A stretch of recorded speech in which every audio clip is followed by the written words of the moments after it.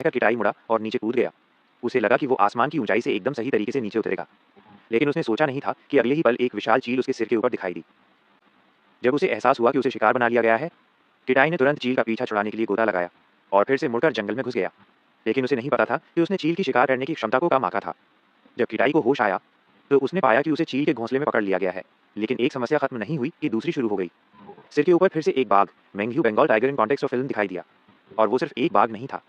कहते हैं बाघ अपने बच्चों को नहीं खाता, लेकिन बाघों के इस झुंड ने किसी और के बच्चों पर नजर डाली थी। शुक्र है चील समय पर आ गई और उनमें से एक बाघ से भिड़ गई, लेकिन बाकी बाघ भी ऊपर चढ़ गए थे।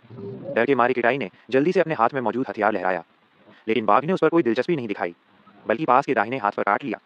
सहानुभूति से भरे किटाई ने तुरंत बाघ से लड़ना शुरू कर दिया, सिर्फ एक चाल से उसे दूर फेंक दिया।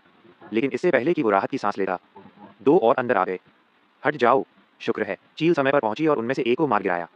बाकी बचे हुए बाघ को भी किटाई ने आसपास के माहौल का फायदा उठाकर आसानी से खत्म कर दिया। हालांकि सभी बाघों को मार दिया गया, लेकिन चील के घोंसले के चूजे बच नहीं पाए।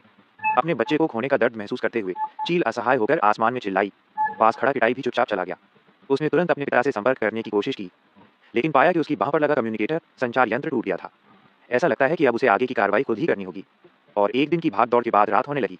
तापमान तेजी से गिरने लगा। आसपास के पौधे आंखों के सामने तेजी से जमने लगे। उसका स्पेस सूट भी धीरे धीरे सफेद होने लगा। जब उसे लगा कि वो ठंड से जम जाएगा, तभी किटाई के शरीर को किसी चीज ने जबरदस्ती खींच लिया और एक गड्ढे में फेंक दिया। अगले दिन जब वो जागा और गड्ढे से बाहर निकला, तो उसने पाया कि वही विशाल चील अभी अभी उसके सिर के नीचे लेटी हुई थी। उसने धन्यवाद देना चाहा, लेकिन चाहे उसने कितना भी पुकारा, चील वहीं बिना हिले डुले लेटी रही। अपने बच्चे, लेकिन इस समय उसके पास दुखी होने का समय नहीं था।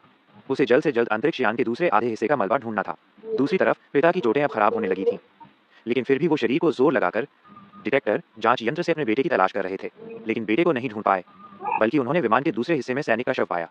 अब बेटा खतरे में था, लेकिन वो वहां बैठकर केवल चिंता ही कर सकते थे। इस समय किटाई को आखिरकार मलबा मिल गया। उसने बेसब्र होकर सांस लेने वाले तरल की बोतलें निकाली और जल्दी से लीं। फिर उसे सबसे महत्वपूर्ण सिग्नल ट्रांसमीटर, संकेत प्रेषित करने वाला यंत्र मिला। लेकिन चाहे उसने कितनी भी कोशिश की, वो सिग्नल नहीं भेज पाया।